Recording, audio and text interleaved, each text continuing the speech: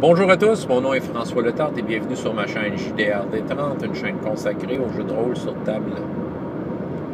Alors, j'ai une vidéoliste.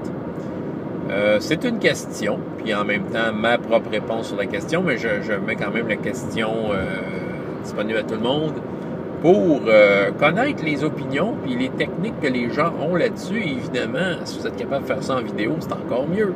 Mais sinon, faites-le par écrit dans les commentaires plus bas. La question est la suivante. Est-ce que vous utilisez un personnage de maître de jeu? Personnage joueur de maître de jeu? Si oui, ouais, je veux le savoir. Sinon, je veux le savoir aussi. Puis, est-ce que ça fonctionne bien? Puis, je veux avoir un peu votre opinion, votre son de cloche sur la façon que ça se déroule, quand ça a été utilisé ou non, et le pourquoi. C'est ça. Je veux votre opinion là-dessus. Je veux juste... C'est ça, il y en a qui probablement que ça marche, d'autres moins. Donc, tu sais, je veux savoir un peu comment le monde se positionne là-dessus. Je suis curieux de savoir comment ça marche pour vous. Il y a sûrement même des jeux de rôle qui sont prévus à cet effet-là, tu sais. Mais, c'est ça. Au cas où vous ne savez pas c'est quoi un personnage joueur de maître de jeu, le maître de jeu se crée un personnage comme les autres joueurs autour de la table, puis il fait partie du groupe. Donc, il partage la vedette avec toutes les autres. Personnellement, j'aime pas vraiment ça. J'aime pas vraiment ça. Et je parle d'expérience parce que oui, j'ai déjà fait ça, j'ai déjà été tenté d'en faire, j'ai déjà été dans la situation où j'en avais. Des fois, pensant que c'était une bonne idée. Des fois, peut-être circonstanciellement, je m'en faisais un pour dépanner. De toute façon, je vais vous raconter des anecdotes par rapport à ça, là. Je trouve que c'est un fardeau quand tu es un maître de jeu. Déjà, un maître de jeu, tu as à gérer le monde dans lequel les joueurs jouent. Tu as déjà beaucoup de personnages non-joueurs qui sont impliqués. Les personnages non-joueurs importants aussi. Puis un personnage en tant que tel, c'est un monde en lui-même. C'est comme si tu avais un monde dans un monde, puis il fallait que tu gères ça en même temps. Et non seulement ça, tu es le maître de jeu, tu connais tes punchs, tu connais où sont, tu connais tes pièges, tu connais où sont où les affaires. Fait qu'il faut que tu fasses abstraction de ça quand tu joues ce personnage-là. Ce qui fait que le personnage prend une place des autres joueurs, puis il est comme pas naturel parce que tu connais les punchs, tu sais ce qui s'en vient. Puis dépendant de ton expérience de maître de jeu, tu peux être un maître de jeu très expérimenté qui gère bien ça, mais souvent les maîtres de jeu moins expérimentés, des fois, ils tombent dans le piège de le personnage fait tout ce que les joueurs sont pas capables de faire. OK? Ils sont mal pris, ils sont capturés, ils sont sur le point de mourir. Soudainement, le personnage du maître de jeu fait une action d'éclat pour sauver les personnages. C'est tellement beau, c'est tellement épique. Ouais, mais c'était pas un des personnages, c'était le maître de jeu, tu sais. C'est comme, genre, le maître de jeu qui a décidé que non, c'était pas le temps des personnages de mourir. Donc, son personnage qui a fait, il a réglé la situation. Tu sais, le personnage qui fait les affaires à la place. Ça, j'ai vu ça quand j'étais plus jeune. Je me souviens d'un de mes amis. Patrick! Si tu m'écoutes, Patrick Jean. Il avait la boîte rouge de Donjons et Dragons. Puis, je ris. Sérieux, ça, c'était drôle, cette période-là. Il faisait jouer... je pense mon frère, puis Nicolas Yvon, j'en ai parlé d'une vidéo, je pense la dernière, à Donjons et Dragons Boîte Rouge. Puis il s'était inventé son personnage aussi qui s'appelait Miyagi. Puis tu sais, dans le fond, il était inspiré de Monsieur Miyagi, là. C'était un monsieur d'origine asiatique qui était... je sais même pas s'il y avait une fiche, le gars, de personnage. Sauf que, tu sais, dans Donjons et Dragons, les Boîtes Rouges, puis je pense c'était le module, la cité perdue. C'est le genre de module que tu meurs après 3 salles, tu sais, si tu rentres là, niveau 1. Ben, c'est ça. Fait que là, M. Miyagi arrivait toujours au bon moment pour sauver les joueurs, tu sais. Fait que Miyagi... Miyagi sauvait toujours la situation, tu sais. En tout cas, c'est ça. Tu sais, ça n'a pas duré longtemps, cette campagne-là. Tu sais, on s'entend, là. Ils ont eu leur part de fun. Mais... t'sais, ça n'a pas tenu la route parce que Miyagi faisait tout à leur place. T'sais, des fois, il y en a que c'est ça. On dirait qu'ils veulent jouer leur propre personnage dans leur propre histoire. T'sais. Ou c'est juste c'est des nouveaux maîtres de jeu, une expérience, tout ça. C'était bien d'essayer, mais l'idée, ça marchait pas, t'sais. Star Wars, j'ai déjà parlé d'un de mes Jedi que j'avais fait, mais c'est parce que des fois, j'étais pas le maître de jeu, ça me prenait un personnage. Mais des fois, c'était moi le maître de jeu, puis c'était pratique d'avoir quelqu'un qui a un sable laser dans la gang, fait que j'avais mon personnage là, j'essayais de pas prendre la place, il était effacé des autres. Mais c'était un fardeau, parce que c'était comme, j'avais mon aventure, j'essayais de runner, j'essayais de me focusser sur l'aventure, dans des ambiances. Ah oui, c'est vrai, en passant, mon Jedi arrive, avec son sable laser, je sais pas, ça me faisait débarquer un peu. Je n'ai fait un. Le dernier que j'ai fait, ça fait pas si tant longtemps que ça, soit dit en passant, et c'était circonstanciel, c'était comme un peu par manque de choix. Ça me plaisait plus ou moins, mais bon.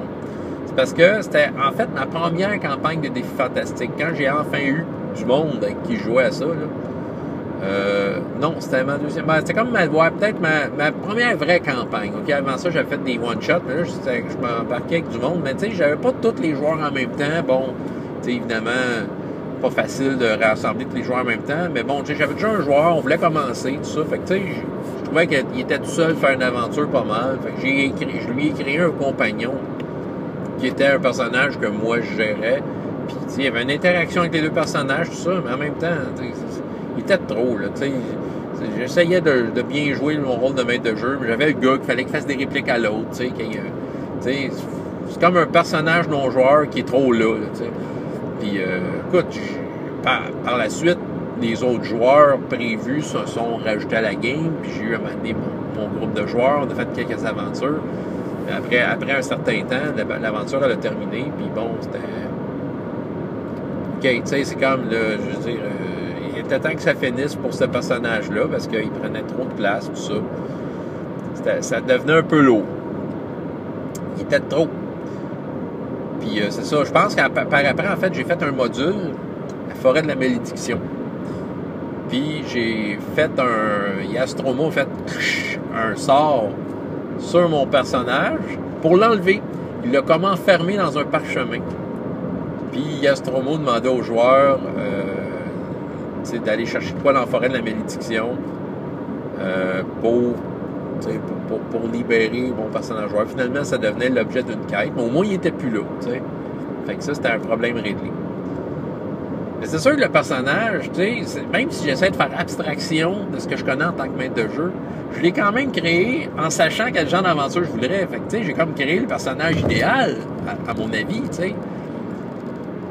parce que les joueurs, des fois, font leur personnage, même si tu fais une super session 0 disant à quoi tu t'attends, tu dévoiles pas tous tes secrets, tu laisses ces personnages créer un peu le personnage qu'ils veulent par rapport à ce qu'ils pensent qui va arriver, mais on s'entend, il faut garder plein de surprises, puis s'apercevoir que les personnages, des fois, sont dans une situation, ils sont pas trop compétents, puis ça met du challenge, ça met de la tension. Mais moi, mon personnage, même si je faisais le plus d'attention possible de le garder à l'écart, ben je me retrouvais toujours avec des aventures où il y avait pas mal la compétence qu'il fallait pour s'en sortir. Puis c'était inconscient, ça, là. Même si j'étais un maître de jeu expérimenté qui savait où ce qui s'en allait, il y a de quoi qui marchait pas, tu sais. Fait que c'est ça, c'est un fardeau, tu sais. All for One, c'est particulier.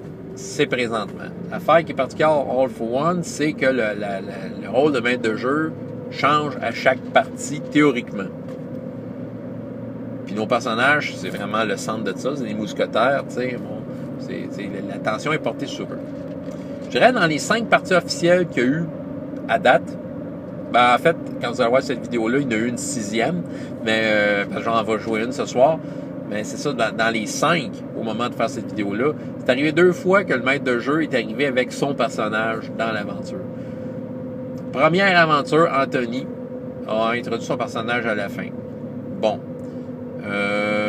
Disons que l'histoire avait le problème de l'histoire, si on veut, avait un lien avec son personnage. Avait un lien avec... comment je pourrais dire? C'est ça, tu sais, le méchant à battre à la fin, c'était un membre de sa famille, finalement. Puis là, c'est pour ça qu'il est arrivé. Mais tu sais, on était dans la merde, puis là, il est arrivé, puis tu sais, du renfort, il est arrivé avec son mousquet, puis il a tiré. Fait que là, ça nous a aidé au bout, là. C'est sûr que c'était arrangé avec le gars des vues. Puis Anthony, là, c'est un excellent maître de jeu, là. Je dis pas qu'il n'a pas fait une belle job. Mais tu sais, son personnage était un élément de l'aventure. C'était comme le renfort qu'on n'attendait pas. Le gars qui venait nous aider. Puis c'est correct. Nous autres, on est quand même un groupe de joueurs solides. Ce qui fait que je pense qu'on a été capable de bien intégrer cet élément-là en le jouant. Puis on a fait ce qu'il fallait pour que ça passe bien. Puis ça n'a pas été dérangeant. C'est pour ça. Mais tu sais, même un maître de jeu du calibre d'Anthony, j'ai senti le bout où c'est son personnage à lui, dans sa game à lui. Fait que c'était pas naturel. Là. Il est arrivé au bon moment. C'est ça. Je peux pas me plaindre de ça, mais c'est juste, c'est inconscient. C'est ça. Puis même moi, là, c'est ça, l'autre personnage, All for One, qui était là, c'était le mien. Briscoeur était dans l'aventure que j'ai faite en tant que maître de jeu. Au début, il participait pas activement. OK? Je l'avais retiré volontairement à sa façon. Il était dans un bal, tandis que les autres faisaient la garde dehors à la pluie. C'était drôle. Ça allait avec le personnage. Puis par après, certaines pistes par rapport aux problèmes de l'aventure, c'était mon personnage qui indirectement les amenait. Il avait envoyé une lettre à ses amis disant « Hey, j'ai trouvé quelqu'un, une femme exquise, je pars avec dans un couvent spécial. » Mais en fait, il s'en allait vraiment dans un couvent où est-ce que c'était pas juste des religieuses, mais des espèces de guerrières, là. En tout cas, c'est ça. Puis finalement, il a été pris prisonnier. Puis là, dans le fond, la dernière scène, c'était contre le monstre qui gardait mon personnage prisonnier. Mon personnage était sur le point d'être sacrifié. Oui, en effet, j'ai mis mon personnage en danger. Parce que si les gars manquaient leur coup avec le monstre que j'avais mis là, mon personnage mourrait. OK? Mais c'est ça.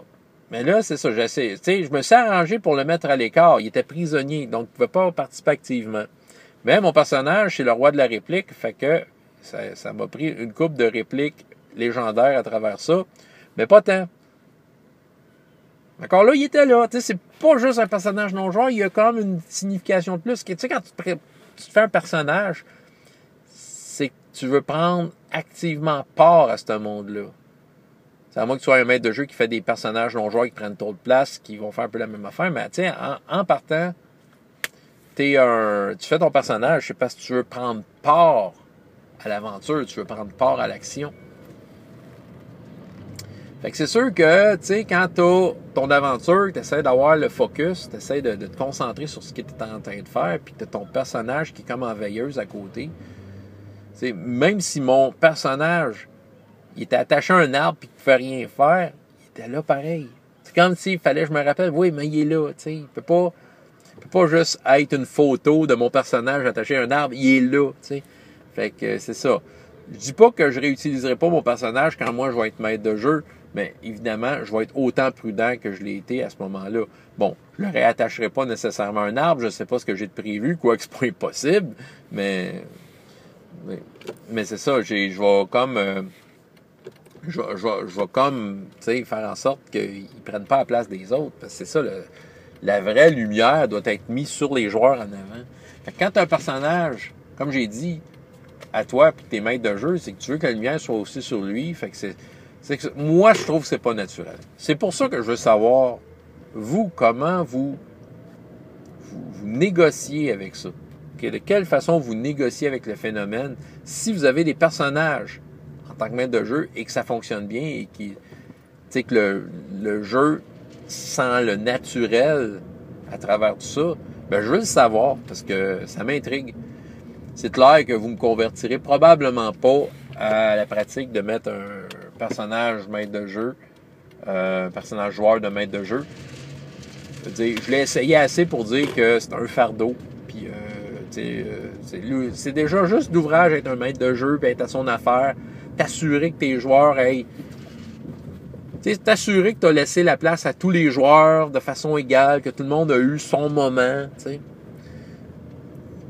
déjà ça, c'est suffisamment compliqué pour pas avoir par-dessus ça un autre personnage à gérer. T'sais.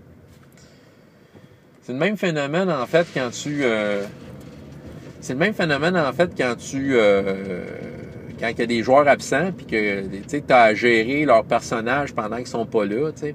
Mettons que tu as fini l'aventure au milieu d'un donjon, puis là, la semaine d'après, il manque 2 de tes joueurs, mais tu fais la game pareil, ben là, qu'est-ce que tu fais avec le joueur? Ben, il est comme là, c'est comme un personnage en mode passif dans le jeu vidéo qui te suit, tu sais. Tu sais, genre, ton personnage te suit, ben l'autre, il te suit d'une certaine distance, tu sais.